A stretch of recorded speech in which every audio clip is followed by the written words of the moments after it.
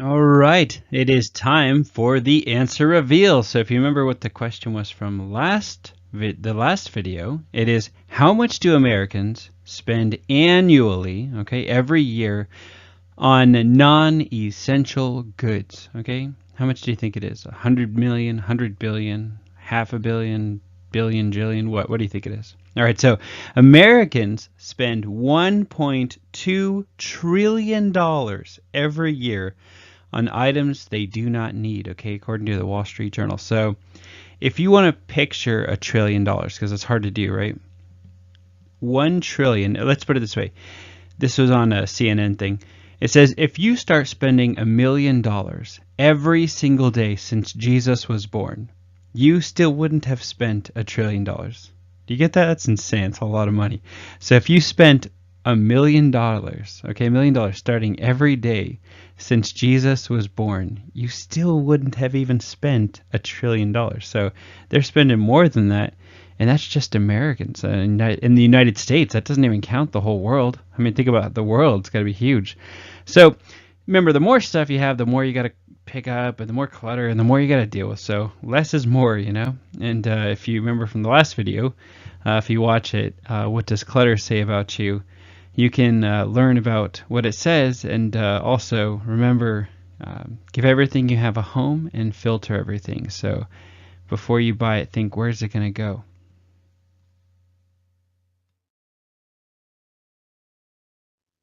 Communication Man here. Question for you. How do you transform lifeless and overused phrases to set you apart from the crowd? Okay, so we're going to focus on refashioning stale, boring, lifeless, mind-numbing expressions. All right, so most people don't say this, but they're really secretly hoping you'll do this. Okay, they're saying, wake me up, thrill me, give me some adventure, don't bore me, never bore me, you know, wake it up, change things a little, you know.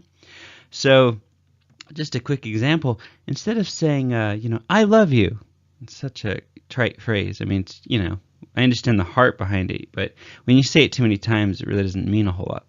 So you can say I love you, but realistically they're thinking, yeah, okay, why, right? They're probably not going to say that, but that's what they're thinking. It's much different if you say, I love you because you can even hold it for suspense if you want, mornings pleasurable. So, how you say it is also very important. And if you remember the four pillars of communication, if you watch that video, it's the first video I ever made, actually, and for the YouTube anyway. But if you watch that one, I talk about, tone of voice is a second language. So, I love you because you make mornings pleasurable. So you can hear the optimism in my voice, right? The excitement. I mean, if you say that, I love you because you make mornings pleasurable, I mean, they're going to think you're sarcastic, right? I mean, you got to mean it. And also, say it if it's true, make these match the situation. But, if you really mean it, and you're like, I love you because you make mornings pleasurable, especially if it's your spouse or someone, they're going to go, oh, okay, that's nice. I get that. You can mix it up, though. That phrase can be changed drastically over like thousands of different ways, different times. So you could say, I love you because you can hold it again, or you can just say it quickly. Mornings exciting and pleasant. Okay, so how else could you say the same thing but make it different, right? Instead of saying good morning, it's so boring, right?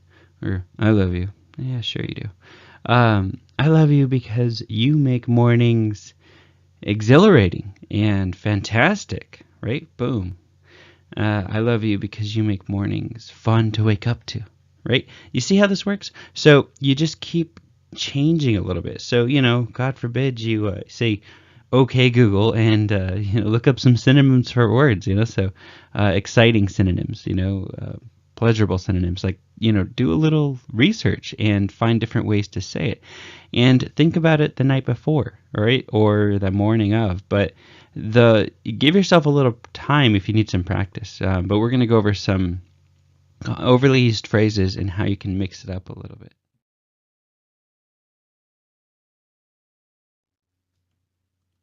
All right, so the top overly used expression, we all hear it 1,000 times a day. Good morning. How are you? Right? And it's usually not expressed that excitedly. It's usually, hey, good morning. How you doing? It's boring, right? Oh, really? Wow. Thanks for asking. I'm dead on the inside.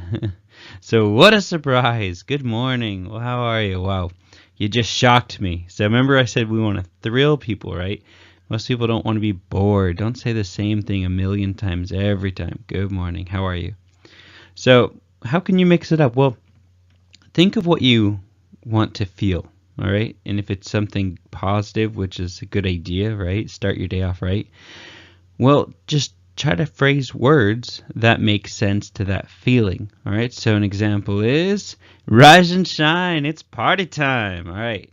As you sit down to your desk or say hi to your coworkers, And if it's your significant other or partner, you can wake up and snuggle next to them and say, dreaming of you is fantastic, but waking up to you is so much better. Dreaming of you is fantastic, right? Dreaming of you is great, but waking up to you is a dream come true. A little too sappy, right? But you get the idea. It's kind of fun. It's nice, right? It's still better than good morning. So dreaming of you is wonderful, but waking up in your arms is 10 times better, right? So you get the idea. You take something and it's the frame, right? And then you just reframe it, okay? So this is something really, really critical, okay? Here's the rule I want you to live by, okay? Don't ask people how they are when you don't care to know, okay? So if you don't really want to know, don't ask that question, okay?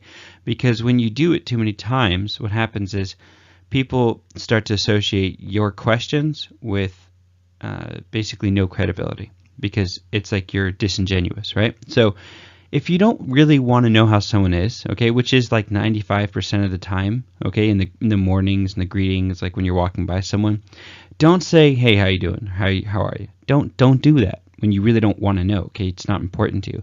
Just simply say, hey, hello, and say, hi, hello, and that's it, right? Or you can say hello, You could say good morning. If you purposely do not want to talk to them, then bore them. If you don't want any interaction with them, that's fine. So you can actually use that to your advantage. Hello, good morning, and just walk by, right? But if your goal is to make some type of connection or to be a little more fun or freshen things up, if it's especially someone you get along well with and you like, and you can have a personality with, then have a little more fun with it. Okay, so. Another thing you can do is, depending on the situation, depending on the context, of course, for who the person is, if it's a child or if it's a coworker, this is something you do if you have a better relationship with them. But you can say, hey, what's the best part of your day, right? So you can ask this kind of casually and, put it in context, right? But instead of saying, good morning, how you doing? Say, what's the best part of your day, And just listen to their response, because I guarantee you that they're not going to be asked that. And they might be saying, well, it's when I wake up and I drink my coffee and I just love the smell, the aroma. It helps wake me up, helps revitalize my brain that's been tired from working so long. And you go, you know what? That's one of my best times too. When I get my tea or my breakfast, like I can totally relate. See, it creates a different connection there. Another thing is, if it's more of like a serious conversation, it's a coworker, someone who you need to be a little more professional with, and you still want to talk to them and you don't want it to be a boring, dumb, empty question, you can say, hey, what goal are you working on this month that really stimulates you or is a challenge for you? Is there anything interesting going on? And you could say, what do you want to do today? Is there anything you need help with, right? Now, if you don't want to help them, definitely don't ask that question. But you can just learn from them too. Hey, what's the most exciting thing going on this week, work-wise, right?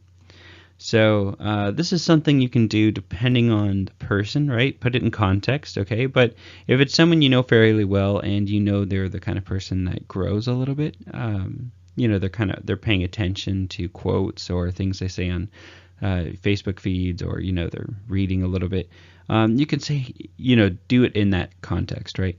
But you can say, hey, tell me one thing you've learned lately that's inspired you. Is there anything that kind of just caught your attention? And so that's much better than, hey, how you doing? How are you? Good morning, right? It's starting a conversation, and it's an interesting question. And they might not have anything, but you know what? Well, I don't know, but let me think about it. And just the fact that you asked them, they might think of something, and next time, like when they see a cool quote, they're like, oh, that's great. And the next time they see you, they'll be like, hey, you know what? I learned something cool. This is really inspiring. And you go, what is it? And they'll tell you what it is, and it can help kind of set up for a future conversation if you like that person. So something else you could do too, if this is more if you're like a position of leadership or in a way to help, right? Or if it's like maybe a parent to a child or even a spouse. But like I said, it could even be just like your boss and you're working with one of your employees or something. And you could say, hey, what's one thing we could do right now to make this day, right, this project, if it's a social occasion, this party, more fun, more enjoyable, more impactful, more exciting, easier? Is there something I can help that can make this streamlined, right? And so just by asking a question like that shows that you actually care about that person, or you're interested in what they have to think. So those are better ways to start off than the boring, good morning, how are you doing? And remember, rule number 1, we don't ask people how they are if we don't want to know. Okay, so don't do that, because then if you do that all the time, people look at you as fake, disingenuous, and you're not really honest. You don't care. And no one wants someone like that. It's annoying it's like, don't even ask me. It's like a stupid question. So be smart and just don't ask the question, right? Just say, hey, how you doing? Good morning. Not just say hello. Hey, good morning, right? See, you don't need to say how you're doing. Now, if you do want to know, ask them, but there's better ways to say, good morning, how you doing? Ask them, hey, did you sleep good last night? Has it been a good week? Has it been busy? Has it been stressful? And that's if you're actually wanting to know what's going on. So, like I said, most of the time people don't really want to know. They don't want to know that, oh, my kid kept me up last night, or I have this headache and I don't know how to make it stop. Most people don't want that, right? That's like, okay, well, good luck. But if you care about them, obviously you can ask them. But remember, in what are the 3 states of communication, that video, don't become their parent. Okay, so if you ask them that and they go, my wife, or my husband, they keep driving me crazy and I'm just so upset at home. Don't try to parent them into that role. If they start kind of like playing the victim card or something, be like, oh, let me help and let me help you. No, just say, hey, if they say something like that, just put it back in their court and be like, well, like, this sounds really challenging.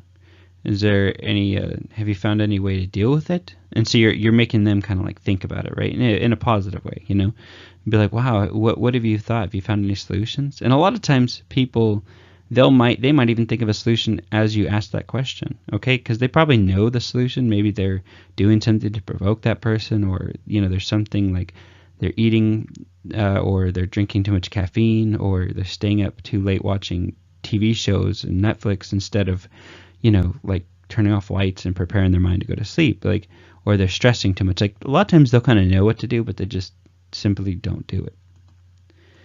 So another thing it's interesting is, instead of the normal questions, good morning, how you doing? You can say, hey, what are you looking forward to today?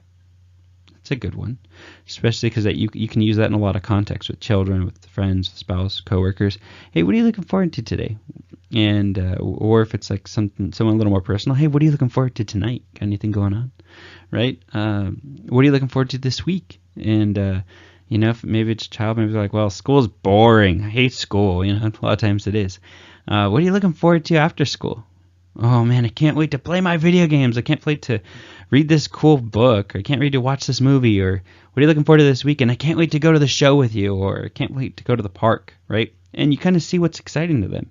And then it's kind of fun. Maybe you can encourage them and say, hey, you know what? I'll pick you up and we'll go get some, something fun. If it's ice cream, or, maybe you don't want to eat ice cream, but you can, hey, we can go get this favorite food you like, or, whatever it is. Think of something creative, but it's just some way to connect with someone, at least learn about them. And this one's a little more broad, so you'd have to be, used in the right context. But instead of saying, good morning, how are you? If you know them a little bit better, you can say, hey, what motivates you? And what gets you up in the morning?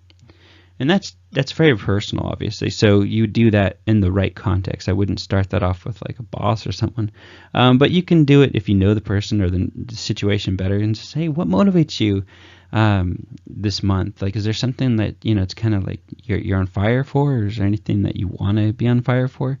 And they might say, you know what, my job doesn't motivate me. I'm not really excited about it, but man, I started learning how to play guitar, and I think I want to start a band. I just love playing music. It's so fun.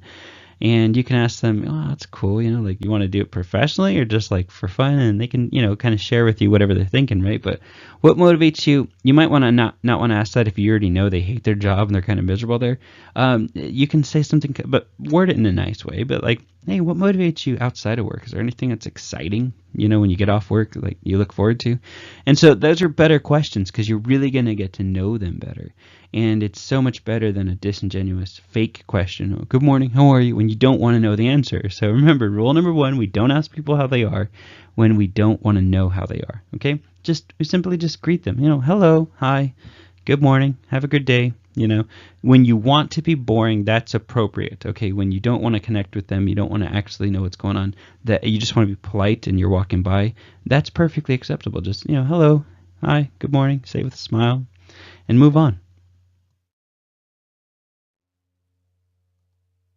All right, have a great day. Oh man, how many times have we heard that before?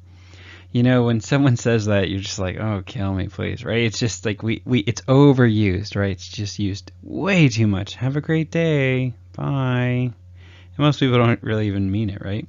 So something to think about is this. All right, if your actions inspire others to dream more, learn more, do more, and become more, then you are a leader. Okay, that was John Quincy Adams. Okay, so think about that. If your actions inspire others to dream more, learn more, do more, and become more, then you are a leader. So you can be a leader with just one friend, with someone in your family, just your coworkers. So the questions and the statements I have kind of prepared are going to help you rephrase that statement of have a great day and, fall asleep, right? To something a little more interesting, a little more impactful, and a little more helpful, a little more fascinating for your potential conversations. Okay, so first one, instead of saying have a great day, say, you can tell someone, hey, today's a fantastic day. I can feel it, right? That's cool. It's so much different than have a great day. You're stating kind of a positive declaration. You're saying, what, man, today's a fantastic day. I can just feel it. They don't have to agree with you, but man, that's a lot more positive, and it'll catch their attention, I bet. What's another one? So if you're going to tell someone like your child or someone you love, instead of saying, have a great day, say, have fun and smile a lot today. All right, do it for me. Okay, that's cool, right? Have fun and smile a lot today, right? Another one. This is more inspirational, but it's really cool. You don't have to be perfect to have a delightful day. All right, so you can tell it to your kids or your spouse or someone you love, or someone you care about, but like, hey, remember, you can always mix up all this, the words, and you can, put it to whatever vocabulary that matches you, okay? But the point is just to change up expressions that are so boring and lifeless. Instead of have a good day, bye, hey, remember, you don't have to be perfect to have a great day, to have a fantastic day, an amazing day, a wonderful day, a happy day, a challenging day, a successful day, whatever you want to put in there. Another one, you've got this. And then, if you have like a nickname or something for them, my amigo, my lover, my love, my warrior, my bestie, my best friend, you got this. That's a nice one, right? And what else? So I'm so proud of your quote unquote diligence, patience, your joy, your optimism. You can say that as they're leaving. That's really cool. Obviously this is someone a little more personal, right?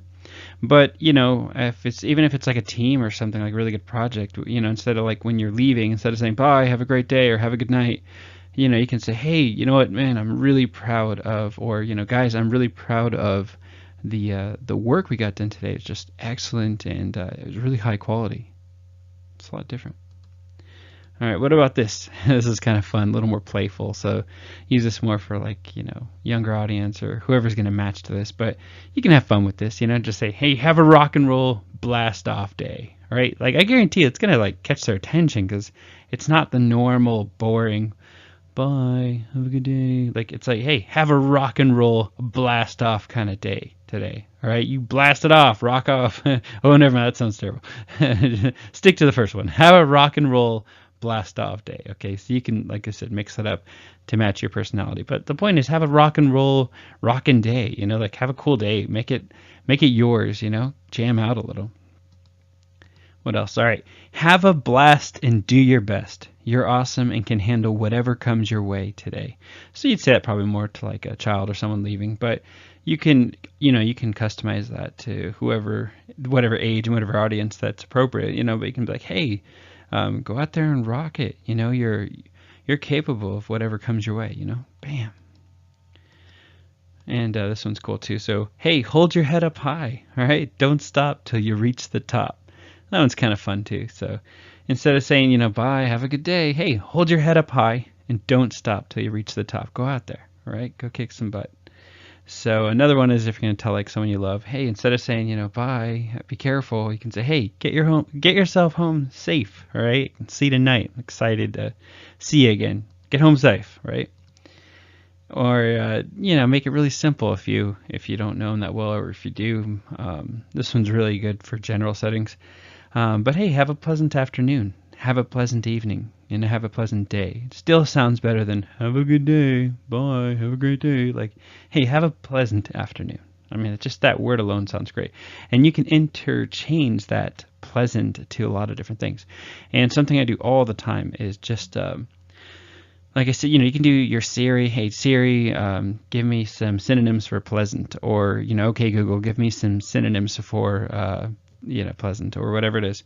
And the interesting thing is, the point of me saying that is I want you to get in the habit of just asking for synonyms, because you don't even have to pull out the phone or the app and like look it all up. You can just ask that question. A lot of times it'll pop up a couple. Now, it usually doesn't give you like a ton, but at least it can give you a few to start thinking, and then if you want, you can explore.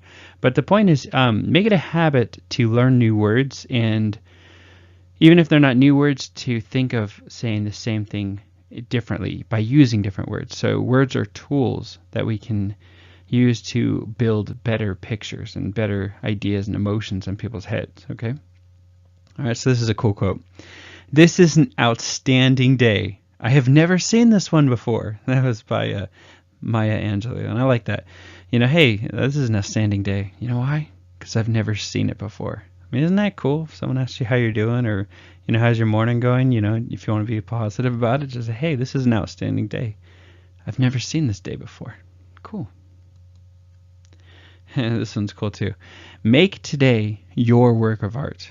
All right. So if you're telling someone goodbye, be like, hey, before you go, I want you to just remember, make today count. Okay. Make today your work of art. Go out there and paint something awesome. That might be like a little too inspirational, but think about it and apply it to the context that you live in. But, be comfortable with trying something new. If someone says, you're kind of silly or whatever, if you're doing it in a cool, confident way, they're going to understand what you're doing. And if they don't, okay, then you can give them a more generic, boring response. But, if they're positive and they kind of like it, they'll probably enjoy it. Like, cool, yeah, make today my day, my work of art.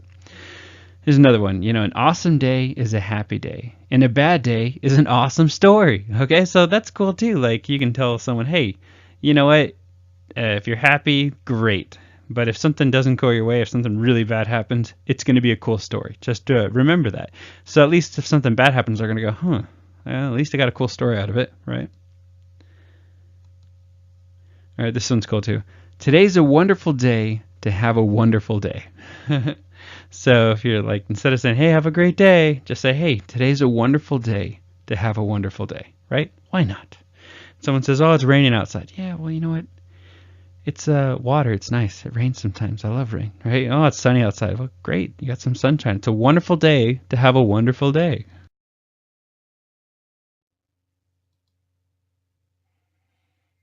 Okay, how many times have we heard this dead, lifeless expression? That's interesting. Oh, interesting. And you might even really think it's interesting, but when you hear it done so many times over and over and over again, that word interesting has about as much meaning as a $0 bill. Okay, there's no such thing, right? It's just it gets overused and it becomes worthless. All right. So when someone says, "Oh, that's interesting," it's like you're thinking in your mind, "But is it? Is it really interesting? Like you don't really look very interested." So something cool. I am what is mine. Personality is the original personal property. Okay, that was said by Norman D. Brown. So think about that. That's a really cool thing. Your personality is your original personal property. So when you're changing the words and you're mixing things up, what you're doing is you are putting your personality in that conversation. You're not being a dumb, boring, idiotic, mindless, numb, mind-numbing robot, okay? So some better ways to say that's interesting and lead to a better conversation is, you could start off with, "Hey, man, you have my attention. What happened, right? What happened next? Tell me.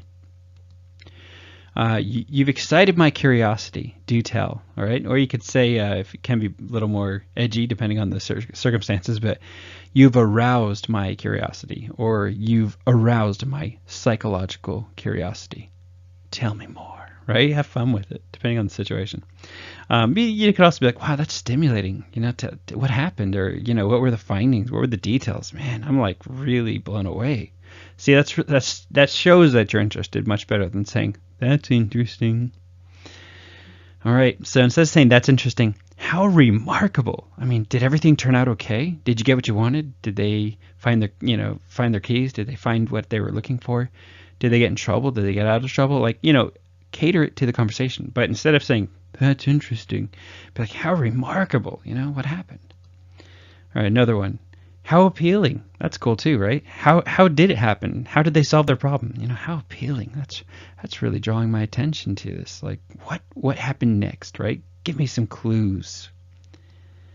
All right, "You've captured my interest." Were you excited?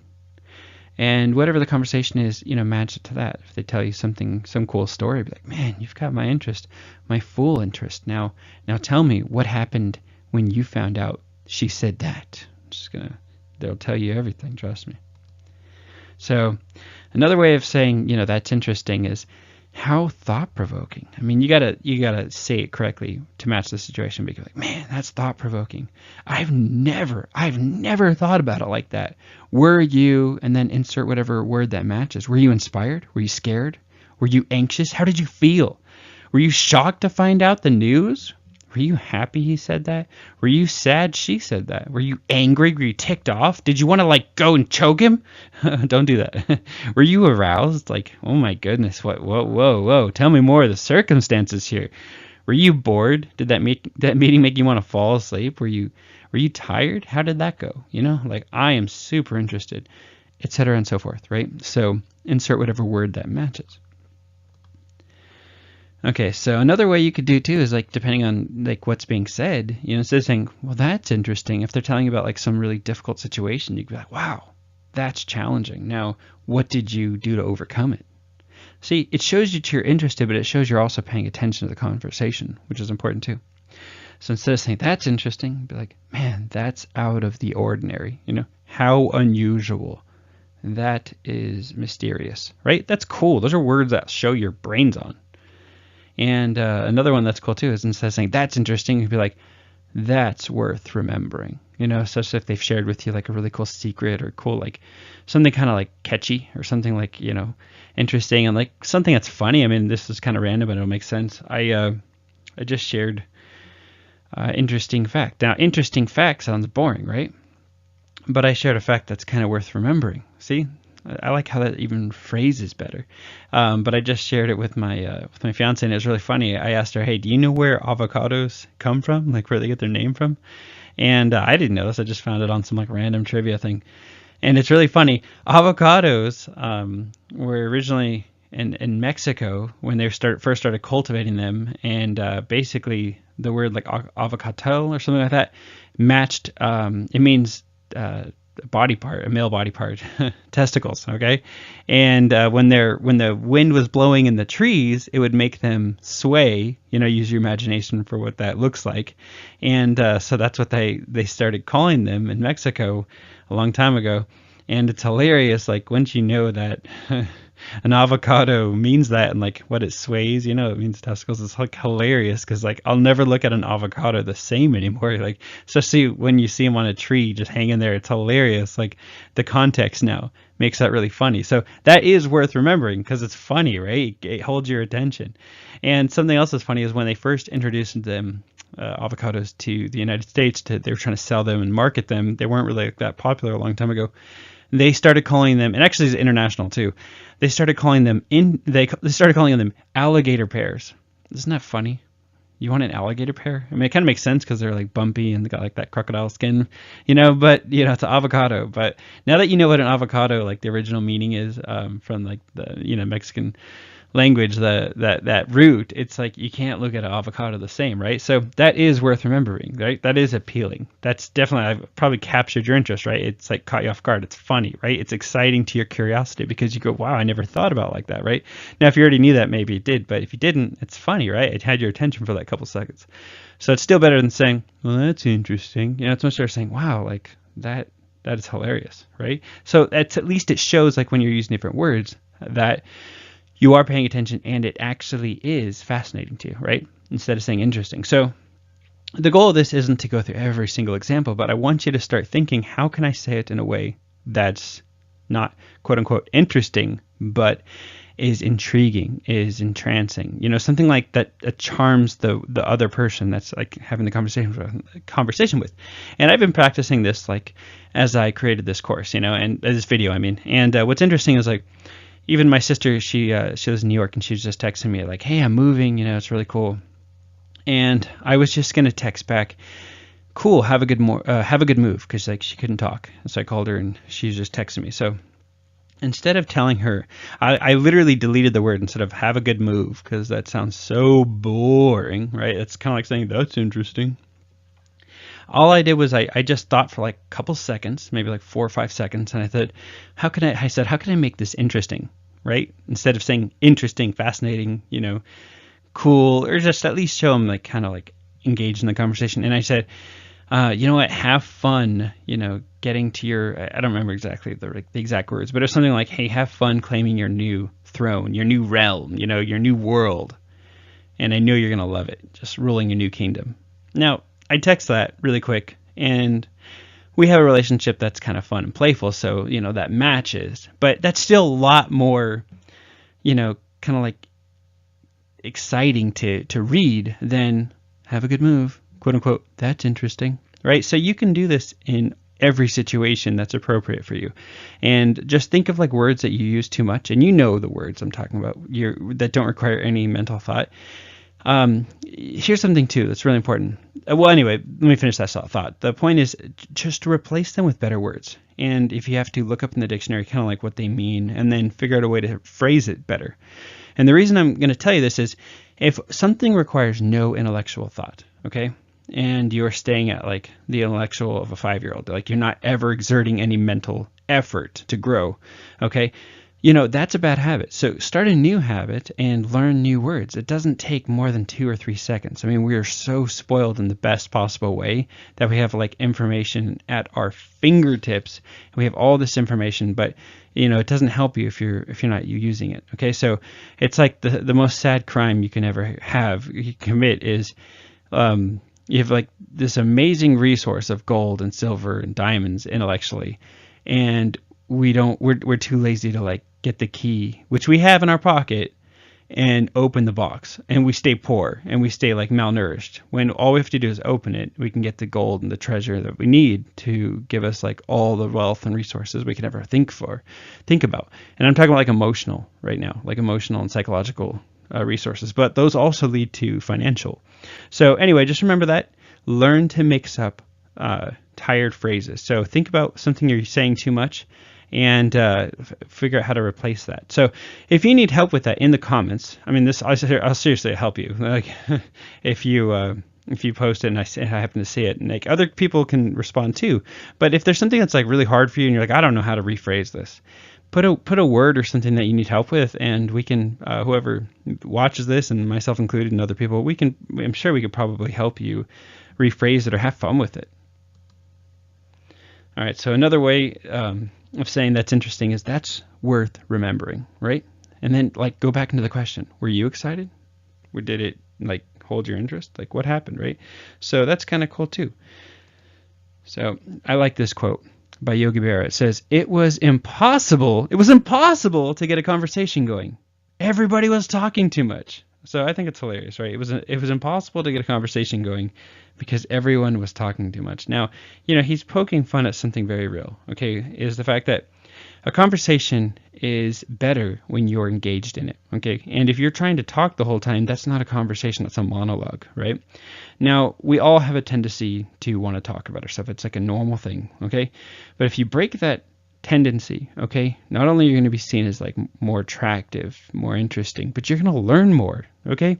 So if you do all the talking, you're not really learning very much. So think about this. Like there's a cool quote I heard. Good conversation is as stimulating as black coffee and just as hard to sleep after. So that was by Anne Morrow Lindbergh. Okay, so she said, good conversation is as stimulating as a cup of black coffee, like super hard espresso, right? Wake you up. And it's just as hard to sleep after, because when someone is really engaged in a conversation with you and they're listening, they're not just saying that's interesting, but they don't really care. They don't really think it's interesting, but they're really intrigued. Like, wow, that's worth remembering. Were you excited? And they're always putting the conversation back in your court, right? Or you're doing it for the other party. You're going to give them the power to not only appreciate you, but they're going to feel like someone cared about them. And when that happens, there's something magical that takes place in that relationship. So if you're in sales, I learned this the hard way. When I first did sales, I was in leasing and I worked at Nordstrom and I sold a lot of clothing and shoes and stuff like that. And I used to talk, thinking that was the solution. Oh, look at this. This is great. Look at this fabric. Wonderful material. Like these shoes, Centauri cost a lot of money, like stretch leather, super soft. Instead, what I learned from the best salesman was you ask questions and you shut your mouth and you listen and you pay attention. You don't just listen like, okay, and wait to talk. You're really paying attention. And then you find out what's important to them. And then you go, oh, okay, so you want, basically what they're saying is they want status or higher respect. And you can say, these shoes right here, they demonstrate a higher level of education. You put these on and you're going to command respect. These are CEO shoes. These aren't, the person who just got, out of college shoes. Like we're going to help express to people that you're professional. You're not some kid or some lazy person who, always kind of going for the lowest hanging fruit. You're going for the top of the mountain, right? You're going for the gold. You're going for the diamond that's in the very back, the biggest diamond, right? So my point is, the more you listen, you're going to find out the best things about other people, and it's also going to like engage them. So be putting the conversation back in their court. So another one, instead of that's interesting, make today your work of art. So we already kind of talked about that, but make today your, canvas and make it fun. Paint something cool, go surprise people instead of saying that's interesting. So let's move on. What a noteworthy situation. Did anything else happen? So that's kind of like leading into a deeper conversation, but like if instead of saying that's interesting, like what a noteworthy situation, and you can change noteworthy with what an unusual situation. How did you feel? Was there anyone else there? Did anyone else notice what happened? Did anyone else see what she did? All right, so I wasn't going to go over every single possible phrase, okay? But if you guys like this and you comment in there something you'd want to see more, I can do more. Just let me know, and talk with me, and we can work together on this. But the point is, I want you to make it a habit. I have like dictionary apps in my phone. I also have the bookmark saved and stuff. You can do that too. It's really easy. And the important thing is when you're going throughout your day, before you text someone back or something, it takes a few seconds. It takes a little time to think of something intelligent to say, but take the time, okay?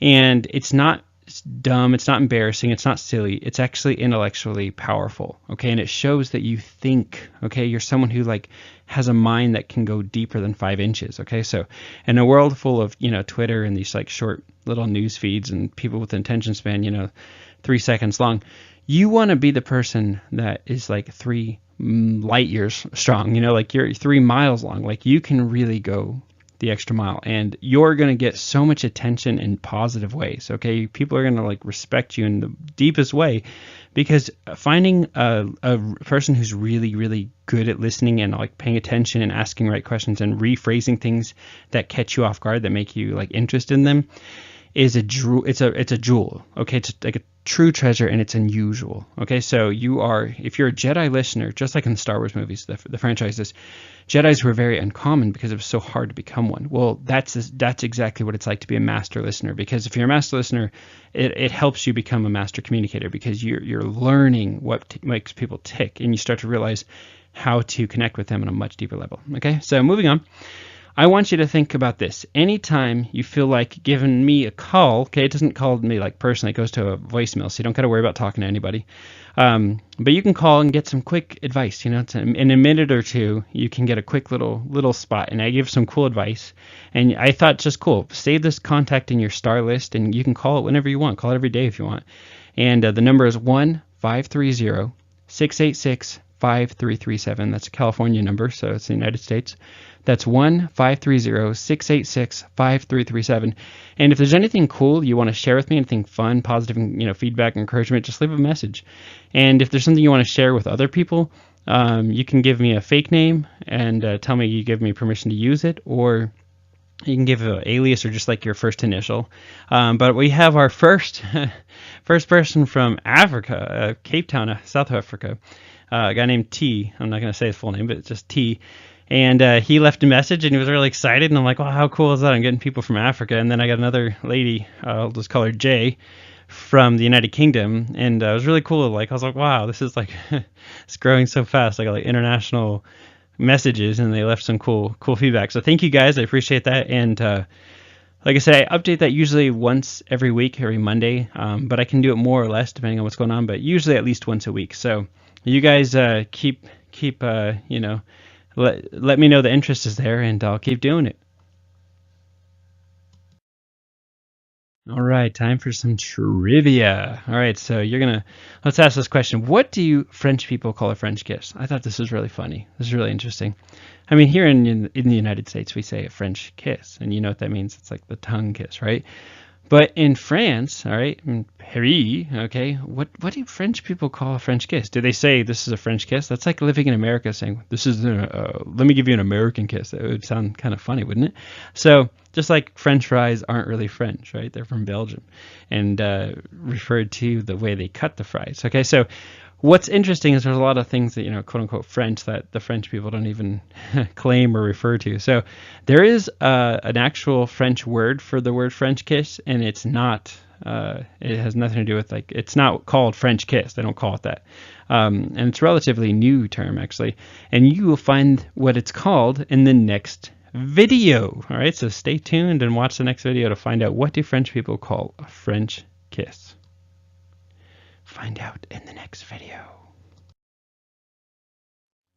All right, so communication man signing out. All right, I'm going to remind you of 3, not 1, not 2, but 3 critical things. Okay, so number 1, your purpose is calling. Answer that call and fulfill your mission. All right, number 2, make small steps towards your calling and be more capable than you were yesterday.